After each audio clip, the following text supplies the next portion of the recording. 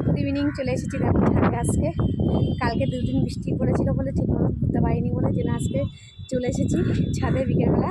তো ঘরের মধ্যে ছিলাম, ভালো লাগছিল না, কারণ যেহেতু ঘরের হাওয়ার থেকে বাইরের হাওয়াটা কিন্তু সব থেকে বেশি ভালো লাগে আর সব থেকে বেশি মজা লাগে, কারণ যেহেতু বাইরের হাওয়াটা চারিদিকে আসে আর ঘরের হাওয়াটা তো শুধু ফ্যানের একটা করে ঘোরে আর হাওয়াটা আসে। তো আমার সকল বন্ধুদের গুড ইভিনিং। গুড ইভিনিং বলে কিন্তু আমি এসেছি ছাদে, আর দেখো কত সুন্দর হাওয়া। তো হাওয়ার জন্য আমার খুব ভালো লাগছে। ঘরের মধ্যে বসেছিলাম, ভালো লাগছিল না বসে বসে থাকতে থাকতে। তো বলো, তোমরা আমার মতন তোমরা কি ছাদে এরকম আসো? বিকেল হলে ছাদে আসতে ইচ্ছা করে বলো? আমার কিন্তু একদমই ইচ্ছা হয় না, শুধুমাত্র আমি তোমাদের সাথে শেয়ার করবো বলে ভিডিওগুলো এর জন্য আসতে হয়।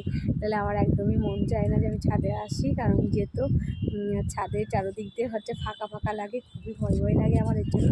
তো তোমরা সবাই সুন্দর করে টিফিন করে নিও। আর দেখো হাওয়ার জন্য আমার চুল কোথায়